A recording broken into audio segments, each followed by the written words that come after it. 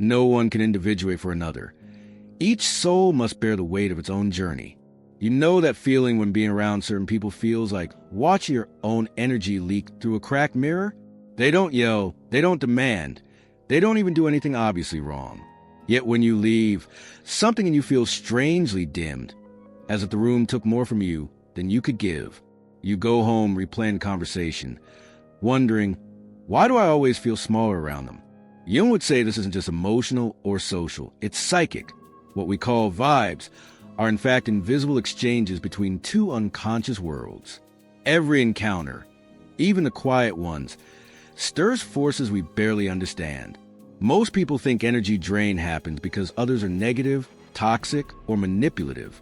But Jung's lens goes deeper. He saw relationships as alchemical vessels, spaces where unconscious material rises to the surface. When someone leaves you exhausted, it isn't only because of who they are, it's because of what they touch inside you.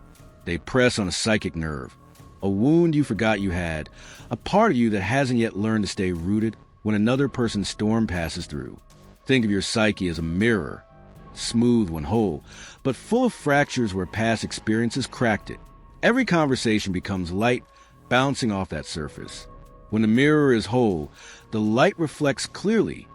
You know what is yours and what belongs to the other. But when it's fractured, light scatters. You absorb what isn't yours, and you lose sight of what is. That's why after certain encounters, you feel confused, foggy, emotionally heavy. It's not random fatigue. It's psychic entanglement. Jung called this participation mystique, that primitive fusion where two consciousnesses blur into one, draining the individual spark in the process. It happens when inflated personality, someone driven by unacknowledged hunger for power, attention, or admiration, meets a personality still unsure of its own boundaries. The inflated ego unconsciously seeks fuel, and the poorest soul unknowingly offers it. It's an exchange of psychic energy where the giver doesn't realize they're giving. That's why empathy without grounding becomes exhaustion, and kindness without self-awareness becomes self-loss. But here's the paradox. Those who feel drained are often the most spiritually awake. Sensitive souls pick up on psychic undercurrents others ignore. The problem isn't your sensitivity. It's your untrained openness. You were taught to see it as a flaw, when in truth it's a sacred function of the psyche. Jung wrote that the psyche is a self-regulating system that maintains its balance only through awareness. Awareness is what seals the cracks in the mirror. Without it, we keep leaking our light into every person who reflects our wounds. If you trace this pattern back, you'll often find its roots in love.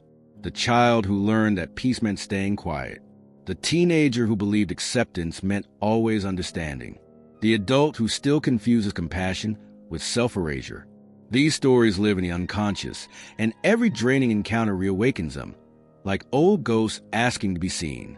So the question isn't just, why do they drain me? It's also, what do we keep saying yes to it? Because fatigue is not only depletion, it's communication. The soul whispers through exhaustion what the mouth refuses to say. Enough. In today's journey, we'll explore 3 hidden Jungian reasons why you feel so tired around certain people, and how each of them carries the seed of transformation. But before we go there, pause for a moment. Feel your breath. Sense your own presence. You are not empty. You are leaking energy into stories that no longer serve you. The first step to reclaiming your strength isn't building walls. It's learning to recognize your psychic boundaries as sacred. Because every soul that drains you also mirrors a place where your consciousness is still asleep. So, let me ask you, what if the real exhaustion doesn't come from the person across from you at all? What if what truly drains you is what their presence awakens in you? For Jung, every human relationship is an energetic exchange, not in a mystical or supernatural sense, but in a profoundly psychological one. When two people meet, it isn't just their words that interact. It's their entire inner worlds. Beneath the surface of every conversation, two unconscious systems reach out, searching for balance. Jung called this a dynamic process. The psyche is not static, but alive, self-regulating, and constantly compensating. The unconscious, he wrote in The Nature of the Psyche, behaves in a compensatory or complementary manner toward the conscious. What that means is simple yet revolutionary. What is denied by the conscious mind emerges to the unconscious, often mirrored in another person. Imagine that each of us carries a torch. The flame is our consciousness, our awareness, our intentions, the qualities we identify with. Around that circle of light lies everything we don't see: our shadow, our repressed emotions, forgotten dreams, unacknowledged needs. Whenever you come close to someone, your torch casts its light on them, and theirs on you. The encounter is never neutral. If you shine too brightly with certainty, confidence, or idealization, life will send someone who carries the opposite energy. Someone who unconsciously reminds you of the humility, patience, or vulnerability you've neglected.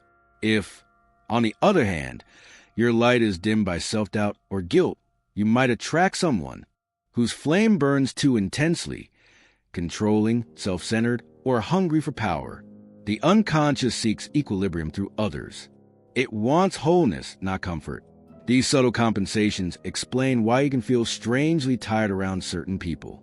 You're not just talking. You're unconsciously adjusting your psychic temperature to maintain balance between two inner worlds. It's not magic. It's the psyche's attempt to restore harmony. Jung believed that every relationship, friend, lover, co-worker, even stranger, functions as a kind of psychological mirror, showing us the very energies our conscious mind resists owning. The one who irritates you may carry your unclaimed anger. The one who fascinates you may embody your suppressed potential. The one who drains you may reveal the part of you that keeps giving without replenishment. Projection is the mechanism behind it all. When we meet someone, we rarely see them as they are. We see them as our unconscious paints them. We throw pieces of ourselves on the screen of their personality. Our unlived courage, our denied fragility, our hidden envy. That's why admiration can be as distorting as hatred. Both are forms of projection. The moment we fall under someone's spell, positive or negative, we're not relating to them, but to our own disowned material reflected back. Everything that irritates us about others, Jung said, can lead us to an understanding of ourselves. But few of us dare to follow that reflection inward. It's easier to blame the energy vampires than to recognize how we keep offering them our flame. Imagine the torch again. Healthy relationships are like two steady fires burning side by side, distinct but mutually illuminating. Unhealthy ones happen when one flame grows wild and the other begins to shrink. Over time, you stop holding your torch upright. You lower it to light the other person's path, to keep them warm, to make them feel safe. Until you realize your own fire is weakened. You start to live through their glow, feeding their psyche with your attention, your empathy, your constant availability. What began as connection becomes consumption. When this exchange turns one-sided, something sacred is lost. The energy that should circulate freely between consciousness and unconsciousness, between self and other, stagnates. You feel hollow, restless, strangely detached from yourself. It's the psychic equivalent of anemia. Your life force is being used to sustain a balance that no longer includes you. The unconscious has stopped compensating and started feeding. That's the moment fatigue stops being just emotional and becomes spiritual. You're not simply tired of others. You're tired of living in a pattern that empties you. You can't think clearly. You can't find your center because your psyche is split. One part living for another, the other gasping for air. The torch that once symbolized awareness has become an altar for someone else's needs. But here lies the turning point. Awareness reclaims energy. The moment you realize that the drain is not punishment but information, the balance can begin to shift. The psyche isn't your enemy. It's your teacher. Every exhaustion is a message. Here is where you've forgotten yourself. So take a moment and ask, whose torch are you still carrying? Whose darkness are you still lighting at the cost of your own flame? Because when one psyche starts feeding on another, the cure isn't to blow out the fire. It's to reclaim the hand that holds it. And that raises a deeper question, one the ego resists but the soul demands. What happens when someone's psyche begins to feed on your own? You feel drained not only because of who others are, but because of what they awaken in you. The hidden parts of your own psyche that you've tried to exile. Jung called this mechanism projection of the shadow. It's one of the most powerful and invisible forces in the human soul. Everything we deny, suppress, or fear within ourselves doesn't disappear. It simply changes form. It looks for a stage out in the world where it can act out the story we refuse to face. And so, the people around us become the living screen where our unconscious plays its forgotten scenes. You might think your exhaustion comes from trying to manage difficult personalities, but often it comes from trying to suppress the emotions they stir inside you. That colleague who triggers your envy might be showing you the ambition you've buried. The friend whose confidence irritates you might embody the self-assertion you've been taught to repress. The partner who seems cold might be reflecting the part of you that withdraws when afraid. What you call their behavior might actually be your own unlived life, projected outward and magnified until it drains you. Jung observed that whatever we resist in ourselves dominates us from the outside. The more we deny our anger, the more we meet people who seem perpetually angry. The more we repress our need for validation, the more we encounter those who demand it from us. The psyche seeks wholeness, and will use every mirror available to achieve it. When the conscious mind refuses to integrate the shadow, the unconscious compensates by projecting it onto others, forcing us to confront it in disguise. What feels like persecution is often revelation. This is why shadow projection is so exhausting. It pulls your psychic energy outward into a battle that doesn't really belong outside of you. You fight to change, fix, or avoid the person, not realizing you're wrestling with a reflection. Each moment of irritation, each surge of defensiveness, costs energy because it splits your awareness in two, the part of you that wants to appear good and the part of you that insists on being whole. The tension between them burns psychic fuel faster than any argument ever could. We live in a culture that glorifies light, positivity, calmness, control. But Jung reminded us that wholeness, not goodness, is the goal. The shadow holds a raw material of authenticity. The anger you suppress could become courage.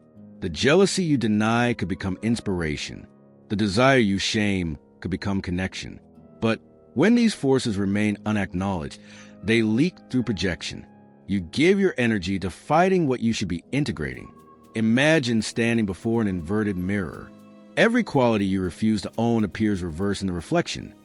Your hidden pride looks like someone else's arrogance, your quiet envy like their success, your unexpressed assertiveness like their domination. You walk away from the encounter drained because you've been trying to erase the mirror instead of facing what it shows. The psyche demands honesty, and it punishes avoidance with fatigue. The more you maintain an idealized self-image, the kind one, the calm one, the enlightened one, the more your unconscious will summon people to challenge it, forcing you toward authenticity. This is a paradox of projection. What drains you can also free you. The next time you feel that sharp contraction around someone, the irritation, the jealousy, the judgment, pause. Before labeling them as toxic, ask, what part of me does this reflect? The very moment you turn curiosity inward, something shifts. The energy that was stuck in resistance begins to return. The other person no longer carries your shadow. You begin to carry it consciously. That's how self-awareness transforms exhaustion into expansion. But there's another kind of drain, far subtler, far more deceptive. It doesn't come through conflict or irritation, but through care. It feels gentle, noble, even loving, and yet it empties you all the same, because sometimes what drains you most is not what you fight against, but what you try to save. It's the kind of exhaustion that hides behind devotion, the kind that whispers, if I love enough, they'll heal. It's the most seductive illusion of all, because it doesn't look like shadow. It looks like light. Jung observed that the souls most easily drained are often the ones that shine the brightest, the empaths, the helpers, the quiet healers who believe their purpose is to mend what's broken in others. They carry a sacred tenderness that borders on sacrifice. But in that tenderness lives a hidden trap, the savior complex. It begins as compassion and ends as captivity. Jung saw this dynamic repeatedly in his patients. Sensitive individuals who felt responsible for everyone's pain, unconsciously feeding others with the very life force meant to sustain their own growth. You tell yourself you're just being kind. You listen when no one listens to you. You give advice that no one asked for. You absorb another's chaos, thinking it will bring peace. Yet every act of unsolicited saving is a psychic transaction, one where your unconscious trades energy for significance. You don't just help, you merge. And in that merging, your boundaries dissolve. Jung would say that your psyche, in trying to heal the other, projects its own need for redemption. You become addicted to being needed because it temporarily silences your own emptiness.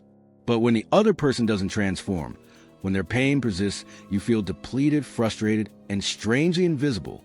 This is how energy vampirism is born, not from evil intent, but from unconscious hunger on both sides.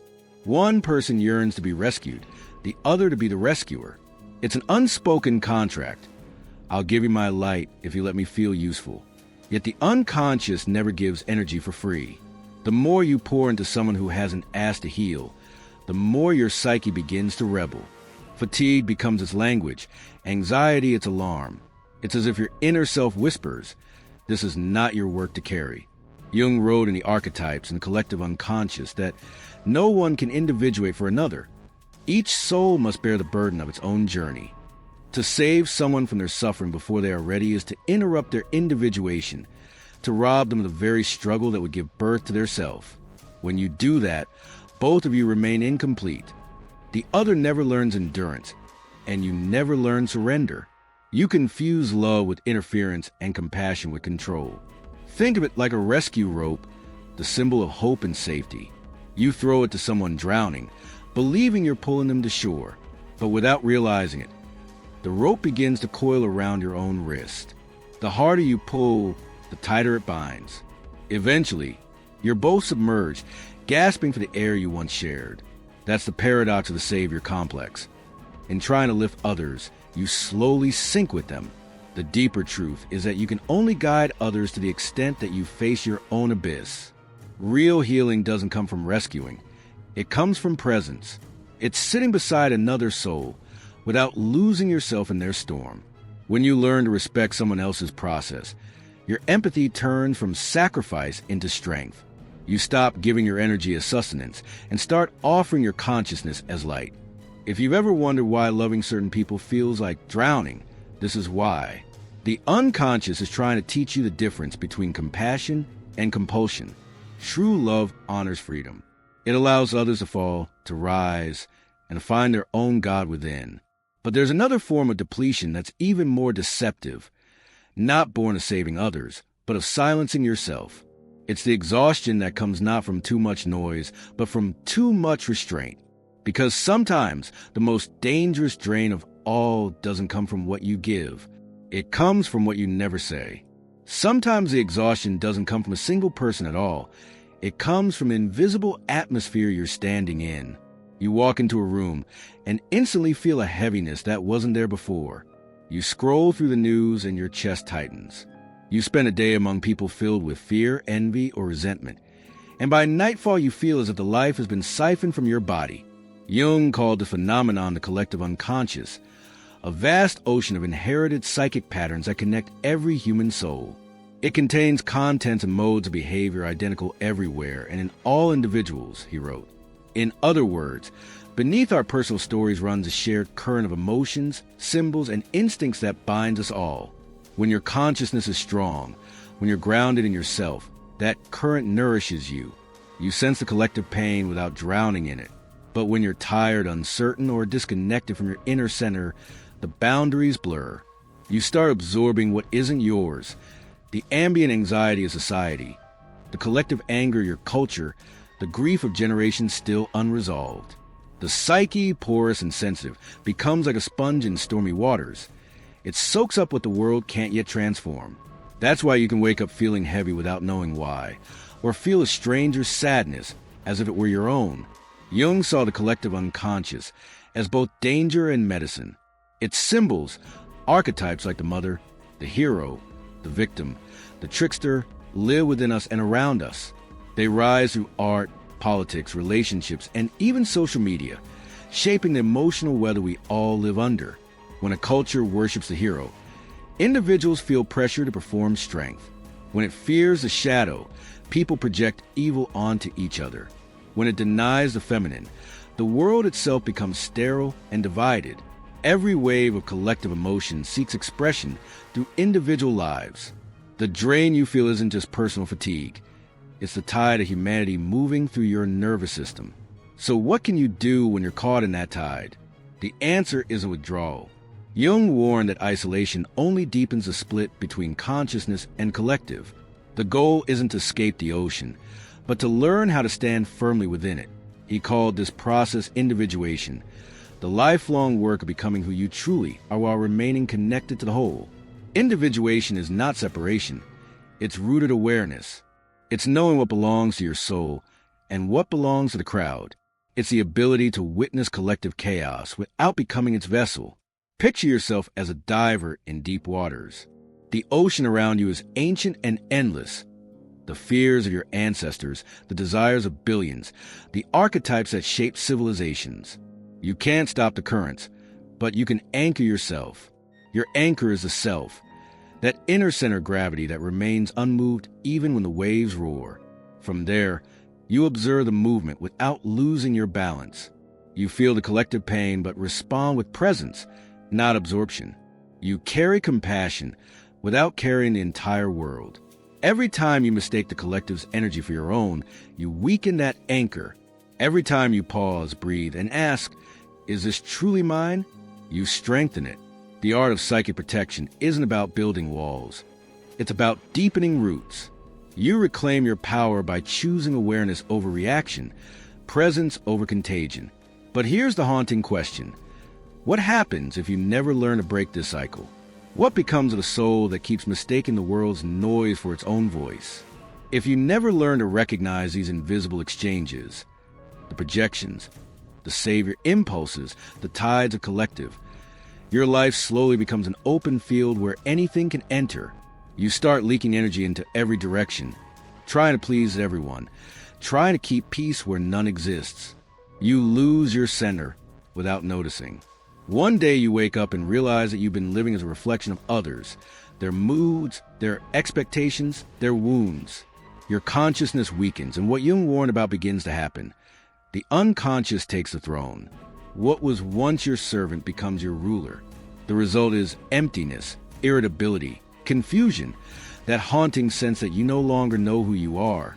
This is a hidden cost of remaining unaware, fragmentation. You become divided between the mask you show the world and the self you secretly neglect. Each unacknowledged emotion becomes a piece of you lost in the dark. Every forced smile, every "I'm fine" uttered when you're not, scatters your energy further. Eventually, you start to experience what Jung called psychic inflation or psychic depletion. Swings between overextension and collapse because your energy no longer flows through a centered channel. But there's a way back, a way that doesn't demand escape from the world, but a deeper descent into yourself. Jung called it individuation, the process of reconciling the conscious and the unconscious, the light and the shadow, until they form one whole. In the Transcendent Function, he wrote, "The union of conscious and unconscious contents creates a function that allows the transition from one attitude to another without loss of the unconscious." In other words, healing doesn't mean suppressing darkness. It means allowing both sides of your nature to speak until they create a new language, one fluent in truth. Picture the fragments of your psyche scattered like shards of a broken mirror. You've spent years trying to polish one piece, the part that looks acceptable, while ignoring the rest. But when you begin to reclaim each fragment, something miraculous happens. Slowly, the pieces start to rearrange themselves into a circle, a mandala, the ancient symbol of wholeness. Each piece, light or dark, becomes essential to the pattern. The anger you once denied becomes strength. The vulnerability you hid becomes compassion. The silence you fear becomes wisdom. What once drained you now fuels you. This is the secret of preserving your psychic energy. Integration, not repression. When you make peace with what lives within you, no one can drain you from without. Your boundaries become organic, not defensive. You stop reacting to people's projections because you've met your own. You stop trying to save others because you've rescued yourself. You stop absorbing the collective because you found your center in the self. From that place, the same world that once exhausted you begins to transform. Conversations that used to deplete you now reveal patterns. Relationships that felt suffocating become teachers. Even silence, once heavy with anxiety, becomes sacred space. The unconscious no longer hunts you. It collaborates with you, and your energy, once scattered in every direction, gathers into something radiant, focused, alive.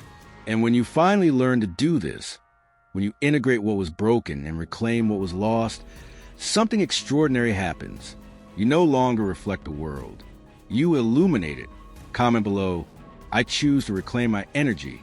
When you finally stop fighting what others awaken in you, something quiet but profound begins to happen. The resistance that once consumed you starts to dissolve. And for the first time, you can see the invisible dance of energies that flows through every human encounter. You begin to notice how emotions rise and fall like waves, how projections appear and fade like clouds across the mind. Instead of being pulled into the storm, you learn to observe it from the stillness beneath.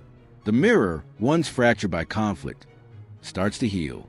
The pieces, the shadow, the fear, the need to fix, the pain of the collective, all return to their rightful place, forming a reflection that finally feels whole.